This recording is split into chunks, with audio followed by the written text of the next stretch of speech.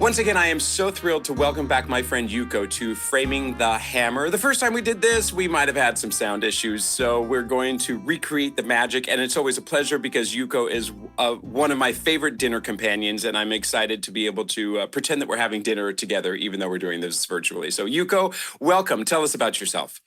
Thank you for having me, Gavin. My name is Yuko. I am from Japan. I came to the United States about 2 decades ago. Currently I work as an art therapist in the clinical setting with people with mental illness, severe mental illness, and the history of violence. It is so fascinating to be able to talk with people like you, especially in the context of our organization, 4As, the American Alliance of Artists and Audiences, because we certainly believe that art is a way of helping our entire society. One of our values is that equitable access to all arts for all people can help tackle all problems. Before we jump too much into the nitty-gritty of what it is you do, can you tell me, I would love to start off our conversations with just hearing about an art piece or a cultural experience you've had recently that just stuck with you. For example, this morning I went for a bike ride and I listened to a lot of Beyonce's latest album, Renaissance. And I gotta say, it's a pretty artistic work that really motivated me. It just made me feel so good, and I was jamming on my bike. Is there anything recently that you have experienced that made you say, "Thank goodness for human creativity"? Well, actually, the eye-opening moment that I had recently was actually when we were drawing self-portraits. Actually, the portraits of each other with my kids. I have 5 years old and 9 years old, and we're sitting on the table, round table, and then we drew each other. So my son was drawing me, I was drawing my daughter was drawing my son, and then we swapped it around. And the portraits that my son drew was just so fascinating. And of course, 5 years old, he has this curiosity for the sexuality, like in a very innocent way. And the way he drew my body sort of transparent.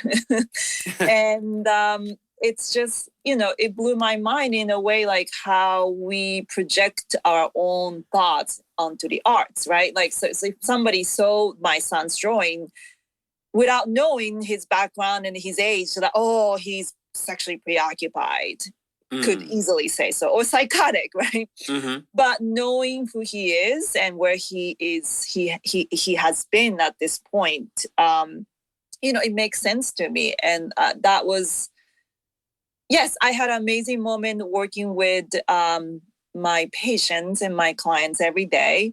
But that was just really eye-opening in terms of the arts and, just innocence. And sometimes we read too much of it.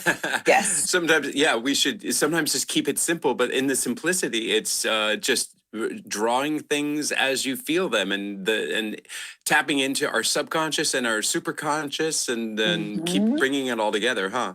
Yes.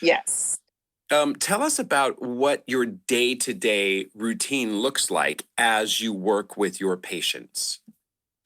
Not all of my groups are art therapy. I have music appreciation. I have physical activities. So yes, I see them in a different group setting, a different context. But it's always, my goal is I'm trying to simplify my goal. If I can, make patients smile one day, then I did my job. Or if I make, patients' day fun, and I did my job. So it's not like I'm here to heal people and then I make this, people the treating people, yes, but not heal people and do the magic and then I'm making the society a better place in one day. No, I'm just doing what I can do day to day. And if they have an easier day, then I did my job.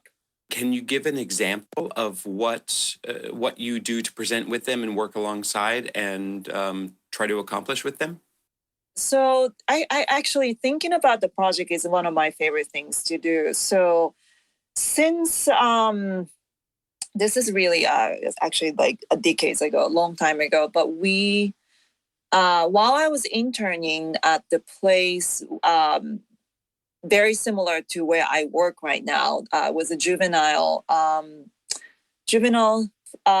the treatment place. The kids had mental issues and impulsivity.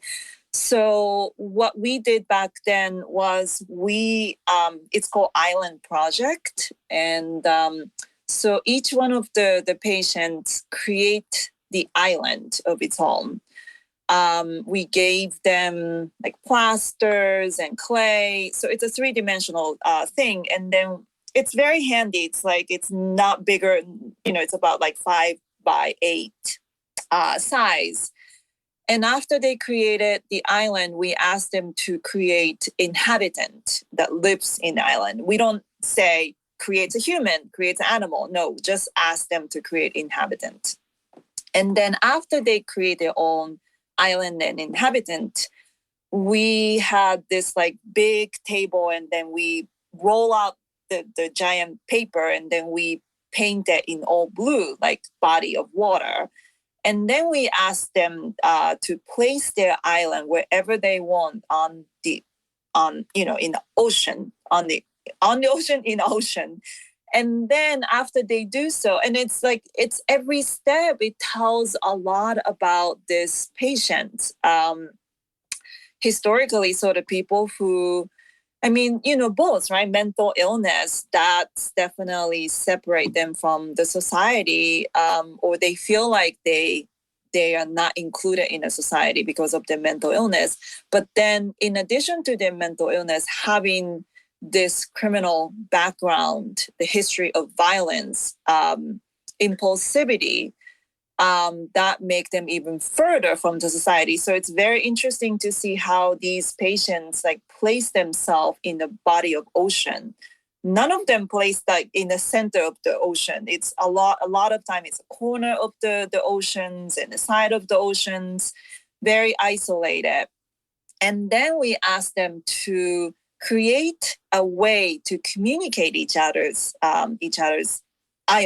If there's any way that they can build some kind of like transportations or, magical thinking, like magical thoughts, then so they create their, they created their own way of communicating. It was really fascinating. And the patients created like, this like hidden ship, or someone made this like airplane, and one group created this like very fancy tram, like a tram system, like to go to Roosevelt Island. Yeah, sort of. Exactly. Oh, wow. Yes. That's fascinating. So some people created this tram system, and it was just so fascinating. And what it does is the transportation or any like method that they want to communicate with each other, it translates their desire and also ability to return, when they return into the community, they should have a connection with the society, right? Because isolation really creates and exacerbates mental illness, and also their tendency to go back and come, the recidivism and all of that. So it's very important to encourage, especially these clients, these patients, that they are part of the society, they're part of the community, they are included, they're welcome, they don't have to be shamed, they don't have to feel that they're bad people. And that's one of your goals in your therapeutic work, is to help them feel included again and to help them turn their backs on shame to be able to progress with their lives, huh? Yes, absolutely. Yes, another thing this is like very recent things we did, in a Japanese term, there's a word called Ikigai. Ikigai means the reason for being. It's like essentially it's like life purpose. And we encouraged patients to come up their own Ikigai. So Ikigai is essentially what you love, what the world needs, what you can be paid for, and what you're good at. And all the four circles overlap, and that's where your Ikigai, like reason for being, like life purpose. So the reason why I introduced this concept to our patients is because a lot of them, when they go back to the community or society, they feel like they just have to live with this labeled, they're just the numbers and they label. So I wanted to encourage them.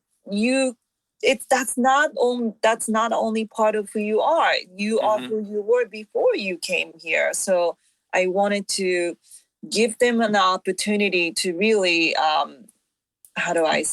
to enrich who they are and to realize, to give them, to provide themselves an opportunity to explore who they are.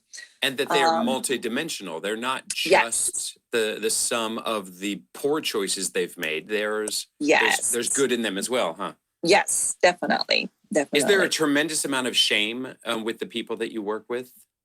Yes, and unspoken shame. So it's another project we did in the past. Though I said we because I take interns from school, and so myself and interns, we always collaborate and work together to provide a project. So one year, I had an intern who was very good at doll making.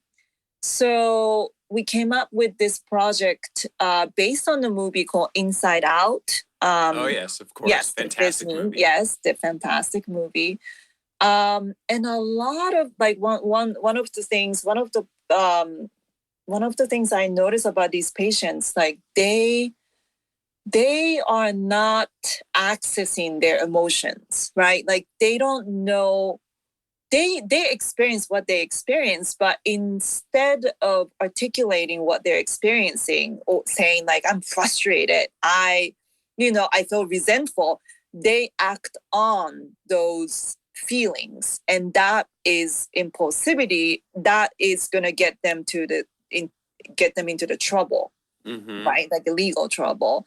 So through the Inside Out project, we encourage the patients to really look into their emotions that lived in their head. And as you know, in the movie, there are like 5 primary emotions, right? Like anger, sadness, disgust, like all of like 5 emotions. Right. And, we watched the movie together and we talked about it and we encouraged the patients to come up their own character that lives in their head.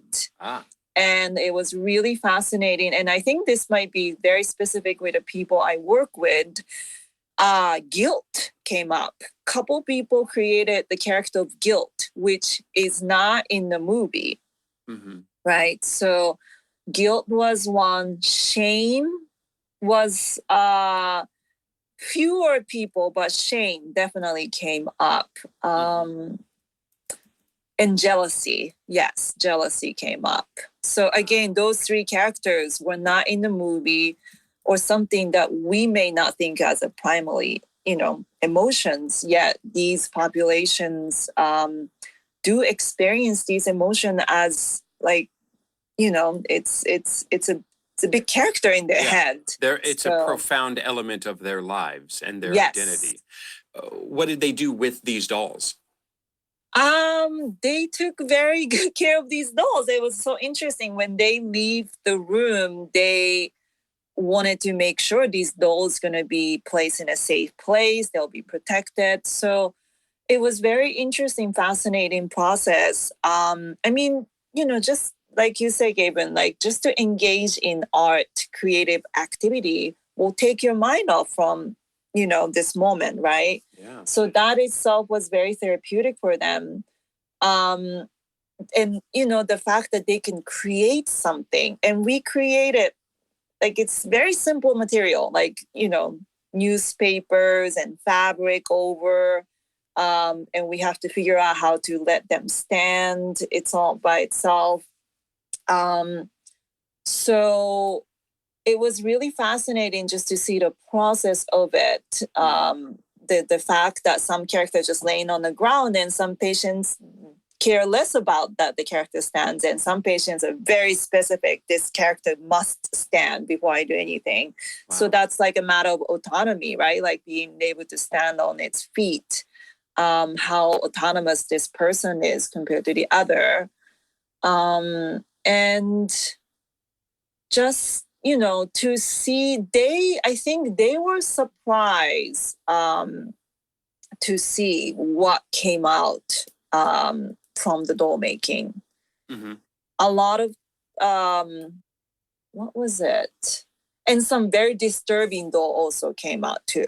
Like mm-hmm. very disturbing, very bloody, very like non-human, like cathartic. Yeah, like you mm-hmm. said, they definitely have these moments to, because unconscious will come out while you're making something, and then you're surprised.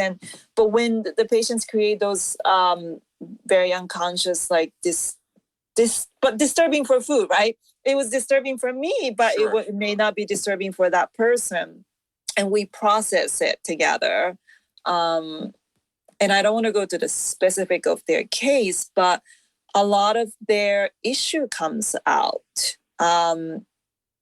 And it was really profound to see like after they create the doll, they start connecting the dots. Oh, right. Because of this is what I was feeling. It came out in here. It came out in the doll. And then now how are you going to deal? How are you going to cope with these issues that you cannot do anything about in your life?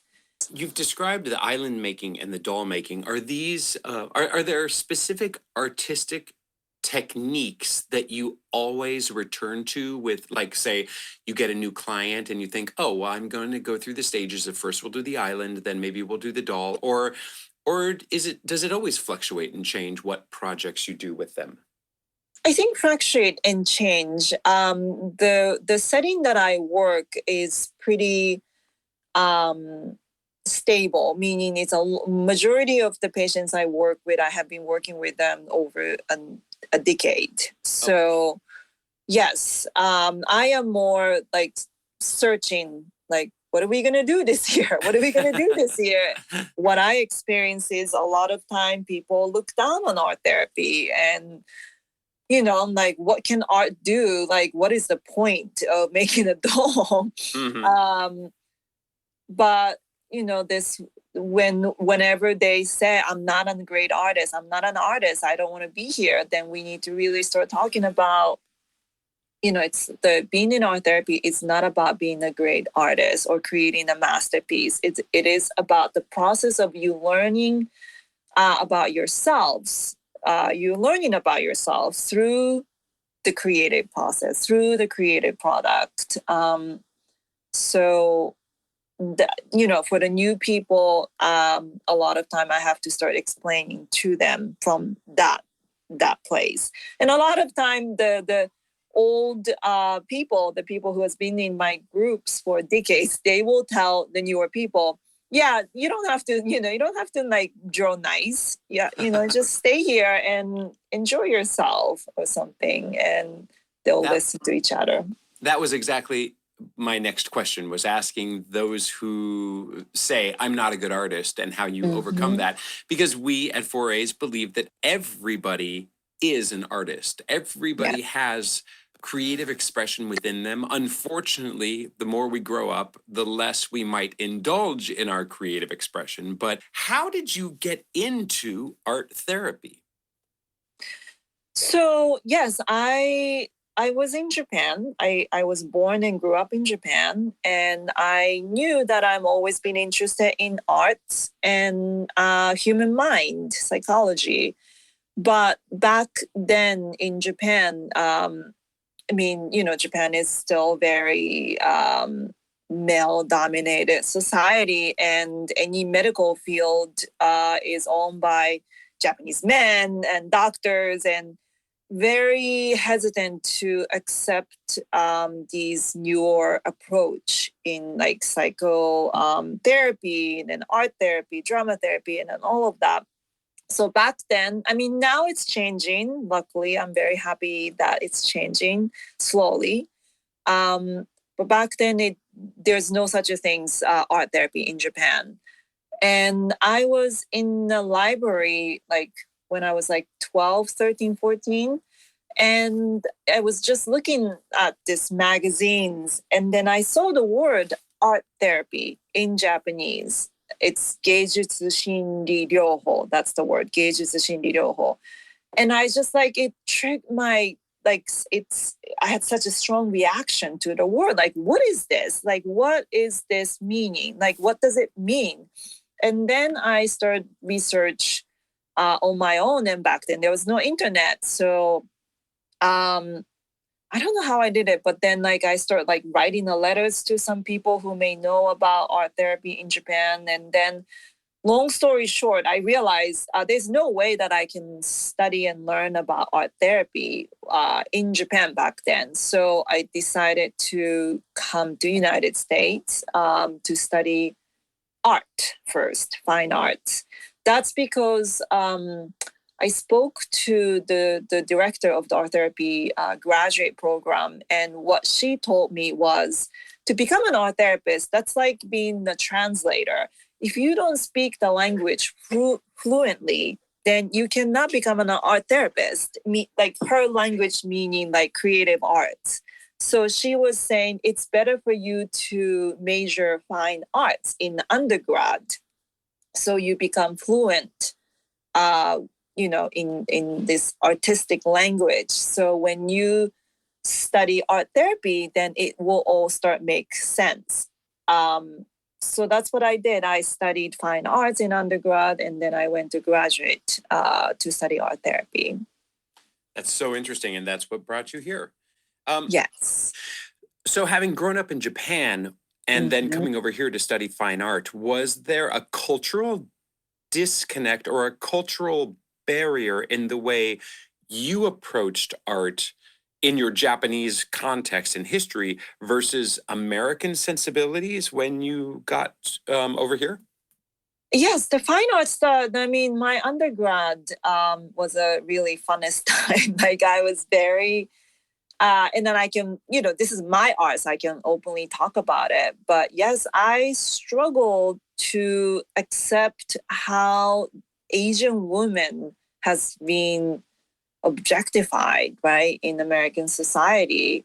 So one of the project that I did while I was in the undergrad fine arts, I actually dress up like geisha, right? But a very casual way of geisha. Just like I asked my mom to send me kimono, and then I purchased all this like a makeup, and I dress up myself as like geisha, like a Right.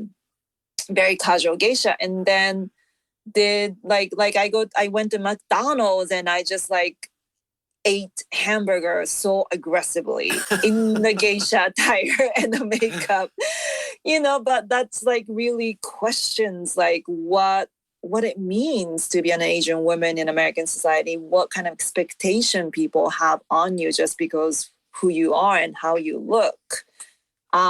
Another performance I did was like I went to the Central Park and then I started cutting my hair. Hair is a symbol of like sensuality, sexuality. So I mean, like looking back, I didn't really know why I was doing what I was doing, but like now what I can say is I was really struggling to accept this who I am, my identity, searching for my identity and what people thought who I was, who I am. So yeah, a lot of struggle. Going back to, you used the word impulsivity a lot with both your patients and even I think when you were talking about your son's portrait of you. And I'm curious, with children, we probably have to do when you're doing artistic work with children, you don't have to encourage them to be impulsive, because they just are impulsive, and they Right. draw impulsively from their emotions, from deep feelings that they have because they haven't been repressed. And then Right. it seems to me, with your patients, they're struggling with their impulsive decisions in life, which has Mm-hmm. is related to their mental health and Mm-hmm. what has probably landed them where they are. But then you, as an art therapist, you're probably trying to encourage their impulsivity in their creative expression. Is that Oh, right? interesting. Well, I think intuitive. Um, maybe I would say intuitive. So, right. You said many interesting things, Gabe. So I have to I have to process what you said. I think the children are impulsive, but I feel like they're impulsive, but it's impulsive, but like seen as intuitive, right? Like the kids don't hesitate to put red, thinking like it's going to ruin the picture, right? Because Right. they're following their intuition. That's what I want to do right now. Uh-huh. And I don't really differentiate myself when I'm with kids and creating arts, or when I'm with my patients. I just have to make sure they're safe and protected. And I feel like a lot of time when I work with my patient, there is a lot of like self-doubt, right? Because of the mistake that they made, they don't trust themselves. And that's why they will often say, I'm not a good artist. I don't want to be here. I'm not a good artist. And so actually, yes, there are patients who's very like impulsive on the paper, especially when they're psychotic. They're just like all over the place. So for those patients, I provide more control on the medium. In other words, if the patient is so like fragile and moody, and you don't give them paint or clay, which is essentially very regressive material, right? So you give them a little bit more controlling sort of material, like crayon or crepas, less messy. But I would not give them pencil if they are like actively psychotic, and if they're like about to attack you. I'm not going to give them like long pencil, but I will give them some medium that they can self-contain and gain the control over their mental status. So I'm not sure that I encourage impulsivity. In like I don't have the, but what I encourage is I encourage their intuition. They need to trust their own judgment, and just follow your intuitions. If you feel like to do this right here on at this moment, as long as you're not hurting yourself, as not as they're cutting themselves with the scissors, I'll let them do it. And the owning the process is very therapeutic for them, because they have to give up everything, right? They can't. The mindset that they have is, I cannot trust my own mind. And can you imagine living like that? That Not would be being able to terrifying. trust yourself. Yeah, that is Exactly. terrifying. Exactly. So in the art, like in art therapy, in the creative setting, the therapeutic setting, like you encourage them to restore this sense of self and autonomy and the trust in themselves. It is okay to do this. Some patients cannot create anything without asking, am I doing okay? Can I do this? Am I doing okay? And, you have to really, like, I encourage them, what's your mind saying? Is that okay to do that? Then you should follow what your mind is saying, like what, your intuition is saying. Yeah. I'm curious, in very base terms, how often do you think there is a line between mental health and artistry, in that how often do the artists that we celebrate as being the greatest artists of all time, how often are they suffering from what we would consider mental health abnormalities versus what we would conventionally say, oh, they don't have mental health issues? I mean, in basic terms, I don't want to use the word crazy, but I want to say, how often are artists crazy? But and you have to the society somehow expect you to be a little crazy, right? There's always like sensationalism sells. Like the same as, like it's like Van Gogh. Like if he didn't have the bipolar disorder or whatever what he suffered, did he is he that famous now? Yes, I think it's a very a part of it. I think the society wants artists to be somewhat eccentric and sensational, right? Like that's a part of sell. And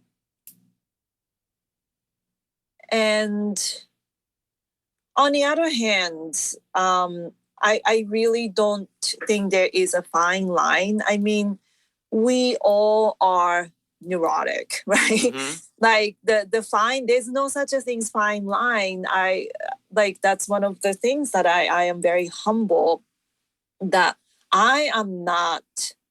Yes, I am not a patient now, but I can easily become on the other side of the door, right? Like if I do what I did, like if I act on my thoughts, right? Like your impulses. Right?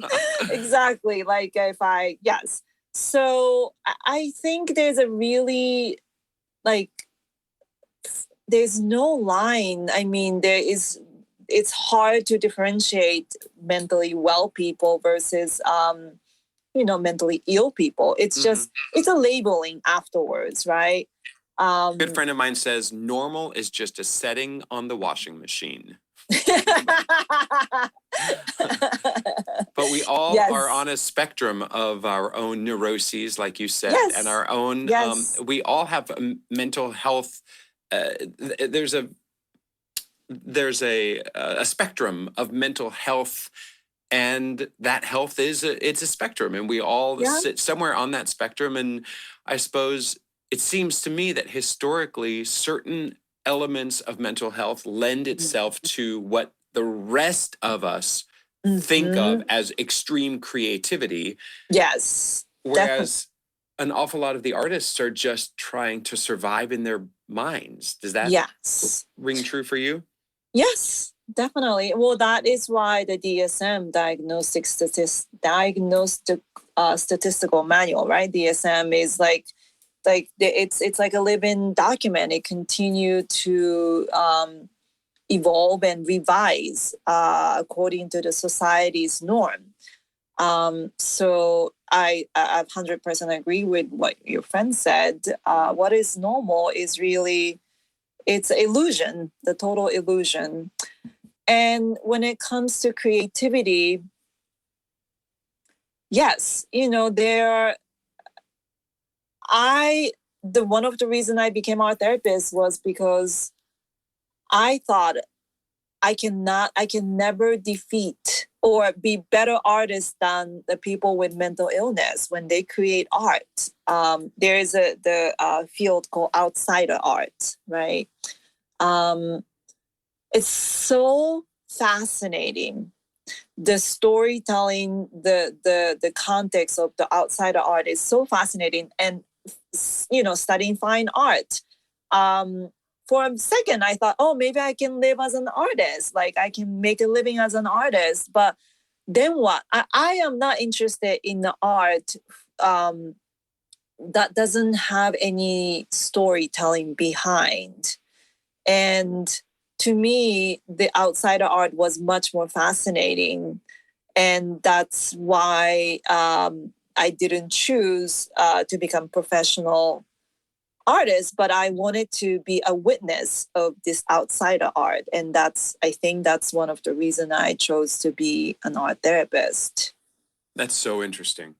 So now I'm curious to think about the relationship between you and your patients versus you as a mother with your children. Do you cultivate lots of art for them, and does it ever seep into the realms of art therapy with them and your parenting style? Well, I'm sure there definitely some overlap. Yes, there's definitely some overlap. And what I do essentially is really to protect, if I am in my work setting, I will make sure to protect the patients. Like, I don't let them to leave the room unless they feel, they're safe again. In other words, if anything disturbing, like if anything this coming out from them, we will process, and we always metaphorically we always give them a choice to make. So, for example, a patient's, while we're doing some meditation and patients start thinking about their trauma, the past trauma, and so instead of just let them leave with an open wound, we will give them a choice. So what would you do if you were in the same situation again? What would you do differently? And then talk about the strengths, to talk about the coping skills, to talk about the choices that now they can make instead of like reliving in the trauma. Now they have a new tools to create the different ending for their traumatic event. So we won't just let them just leave as, they feel vulnerable and hurt. And the same thing for kids. If they let the superhero just dead, I will tell my kids to, like, now superhero is dead. Now the world's going to be all evil. Like, we don't want that, right? So, like, what can we do to, like, revive the superhero? Or does he have a friend that can help him? Or could he, like, come back to life again? So, like, always try to have a peaceful, I'm not sure the peaceful is the right word, but we don't want art to become the place that they can, have the violent mind and ending. Like, we want the art to be the solutions, or suggestive of the solution to their ending, like to their, how do I say, leading to the solution. So once again, it's part of your philosophy that art can be a tool for problem solving. Yes. It's not just an indulgent escape from reality or whatever. It can be a tool for making the world a better place for everybody all the time. Yes. And problem solving. Yes. Why didn't I think about the words? I'm sorry. Please. Problem solving. Yes. No, problem solving is yes. And that's very, starts in a very small moment. Like, if they feel like they had a choice or tools to solve their problems, then it's accumulation of that will lead into their, like, now I can trust myself. Now I can trust my judgment. And then once the person can trust themselves, then they will act differently in the society. And then that leads to, yes, we're, what we do, essentially making the world a better place. Amazing. Yes. When you were growing up, what artist or piece of art or genre or artistic element inspired you most? Zhao Wuki. He is a painter. Actually, after I spoke to you last time, I did a little bit of search if he's still around. I'm not sure he is still alive, but he is a painter. I think his origin is like being Chinese, Zhao Wuki. I just remember the sensation that I experienced when I saw his painting for the first time. And it was just pure red on like very large sheets of paper or canvas. And the sensation, right? Like when you realize, oh wow, that can be an art. and that evokes a lot of emotions.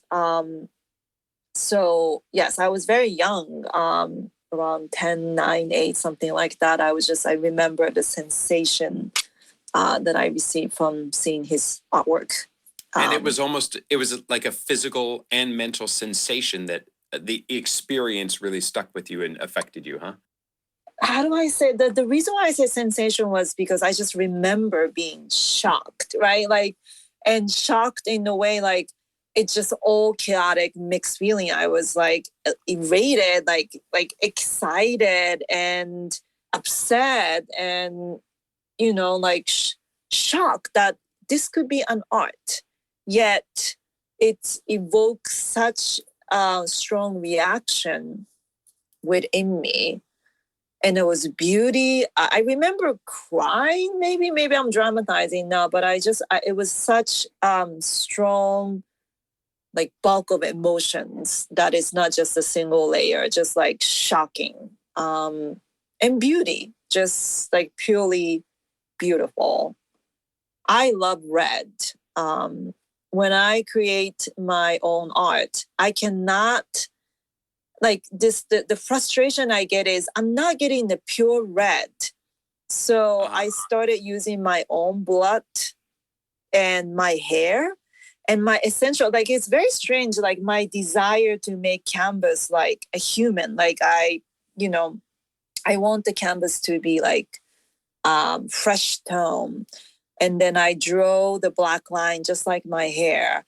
And then I want the drop of red, just like a blood. And it's very strange sensation that I receive, like when I'm creating my own art. And it's never enough. Wow. That is so expressive. That is a sensation you just described. That's for sure. Sensations. Yes.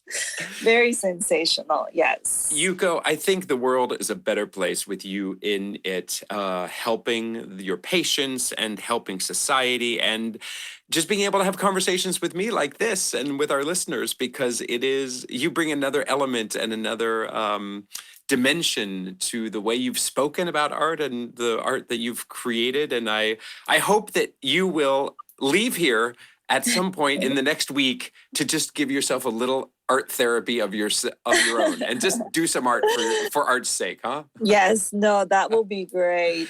We all need to do that. Yes. And, I think you're right. Like, this art should be accessible to everybody. And, I'm very sorry to the listener that I cannot be more specific for, the case, each patient's case. It's such a fascinating things happen, and I'm dying to talk about it, but I'm obligated to protect the patient's privacy. Of course. You've shared plenty, and there's no apology necessary. It's been this is all informative and educational, I am certain.